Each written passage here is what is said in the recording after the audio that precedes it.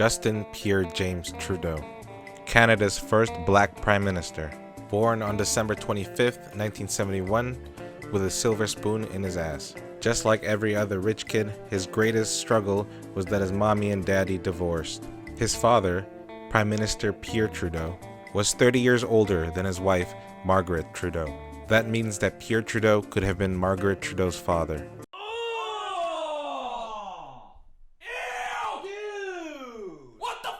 So from that definitely not weird relationship came Justin. And 5 years later, to everyone's surprise, they were divorced. I mean, who could have predicted such a turn of events? They only have 30 years between them. What about the Scarlet Woman? You did raise it. What about her? I think, as I described very honestly in my book, my marriage was broken down because we had a Catholic marriage based on the old-fashioned principle of fidelity.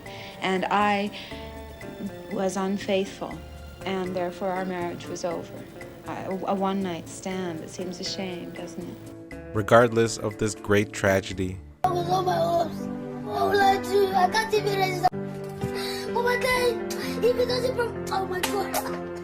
Justin persevered. If Michelle had decided to stay home and play chess and Nintendo, he would have been fine. But he chose to go out there, and that's what made the difference. Justin managed to get a Bachelor's of Arts from McGill University and an education degree from the University of British Columbia. After this, he became a substitute teacher. Prior to that, he failed to complete his engineering degree, and he started a master's degree program in environmental geography at McGill, but withdrew, so a man of focus. He then left West Point Grey Academy for some reason I can't really remember. When his father died, Justin delivered a eulogy, and that somehow made him qualified. So he won the riding of Papineau twice, and because his name is Trudeau, the Liberal Party of Canada elected him as leader. The son of former Prime Minister Pierre Trudeau was the front-runner from the beginning. His name is Trudeau, and his name is Trudeau. He's so good. Somehow, even though these nations are supposedly democratic, they keep electing people based on their family name. Where have I heard that before? Never mind. It's new and democratic. Regardless, by October 19, 2015, Trudeau became the Prime Minister of Canada. This time, it's a Justin, and it's current year. Because it's 2015. So if you're buckled in, we're about to go on a ride through Canada's most effective, empowering, and moral government of all time. First of all, Trudeau is a man's man. Known as the manliest man in the man world, he's a fighter for all. Now, many of you know I am a feminist and proud to call myself one. We like to say people kind, not necessarily mankind. And he inspires many men to emulate his non-toxic masculinity. First, I apologize for crossing the floor in an attempt to have the member for Leeds, Grenville, Thousand Islands and Rideau Lakes take his seat. That intervention was not appropriate. More of I'd like to myself. apologize directly to the member for Berthier-Masquinongé. In my haste, I did not pay attention to my surroundings, and as a result, I made physical contact with the member for Berthier-Masquinongé, something I regret profoundly, for which I apologize unreservedly, and which should absolutely not have happened. Trudeau is also a man of moral principle. He never wavers, and he always fights for what's right. All of his positions are steadfast and unmovable. I'll be blunt as well. Housing isn't a primary federal responsibility. To mitigate his toxic masculinity, he is never outwardly aggressive, only passively aggressive. Thank you for being here. Thank you very much for your donation tonight. I really appreciate it. But little do people know about the secret life of Justin Trudeau. As the warrior of diversity, every single night, he dons his costume of invisibility so that he can hide in the night and defeat the forces of white supremacy and patriarchy.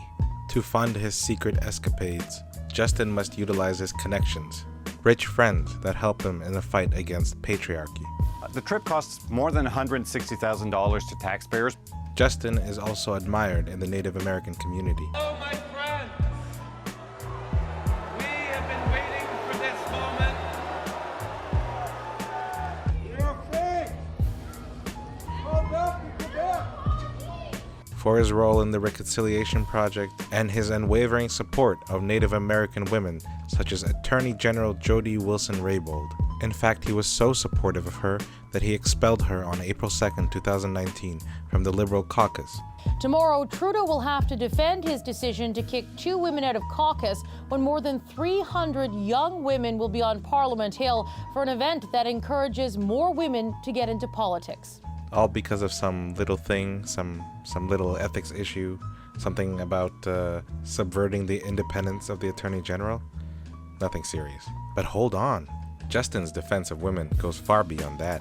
He's famous for forcing a 50-50 cabinet split between male and female representation because it's current year. But sometimes Justin is clumsy. We've all accidentally elbowed women in the breast. But regardless of some small assault, Justin continues to spread his message of diversity and inclusion all throughout the world, with great success. Come on! Come on! Really? This includes charitable work. Do you know how long you've held up people picking up bags? I've been waiting in line down the road for 30 minutes while you've been here soaking up the race. Thank you. You know? Excuse me. You're not getting my vote. This is a free country. It's a free country, and I'm trying to speak to him, and he won't even acknowledge me. Like the famous We Charity. For those of you that were unaware, We Charity was definitely not a scam, and Justin Trudeau definitely didn't fall for it, and every teacher that donated to it also definitely didn't fall for it. Trudeau's mother, brother, and wife were paid nearly $300,000 in total to speak at We Charity events. But yeah, no problems there. It's the admission that he feels that he has not failed to recuse, which is a requirement of the Act. So he's effectively said, I've not followed the Act, as far as I can see.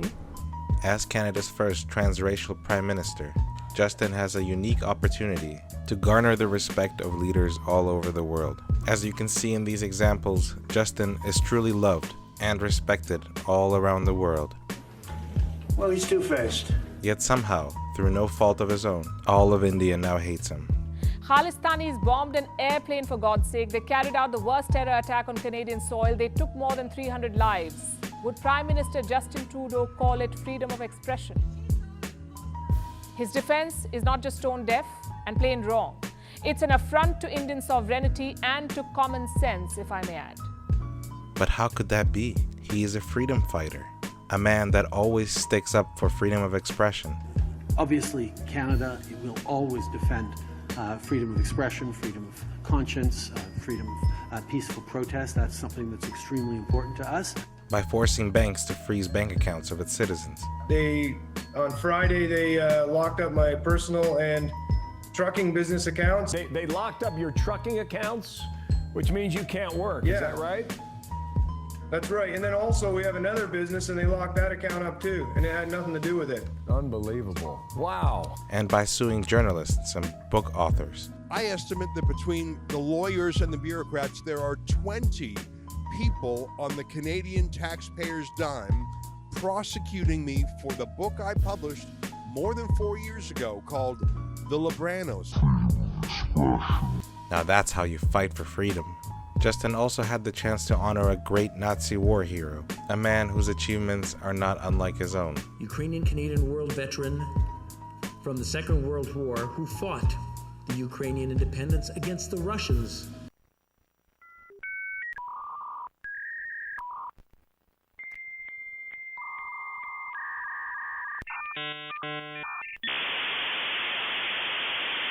A literal Nazi.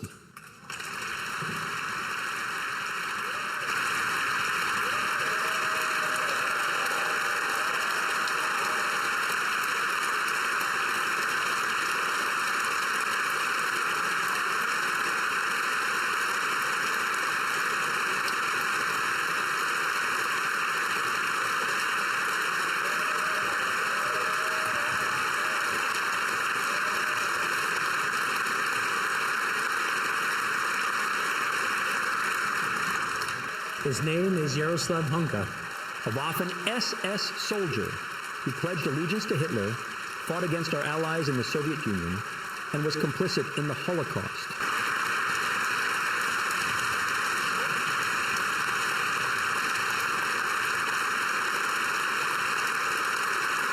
He's a Ukrainian hero, a Canadian hero, and we thank him for all his service. Thank you.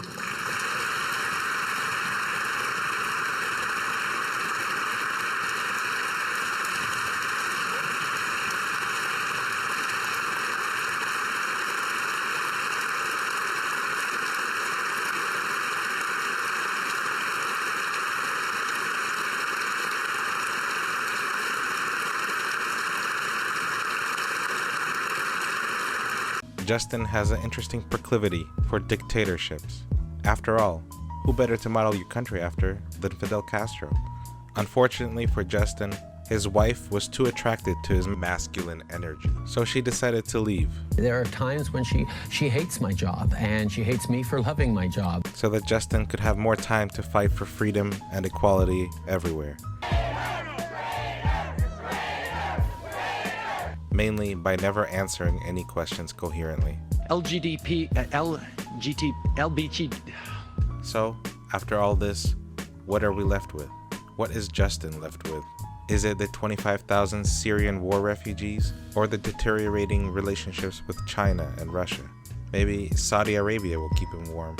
No, I know. It's the paper straws that will make him happy. We have recently switched to drinking water bottles out of water out of when we have water bottles out of plastic.